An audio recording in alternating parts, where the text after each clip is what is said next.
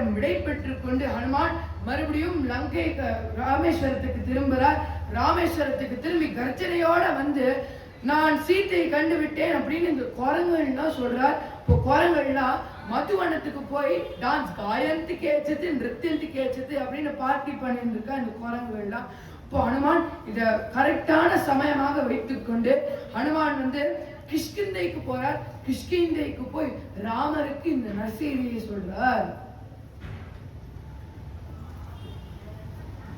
கண்டேன் கண்டேன் கண்டேன்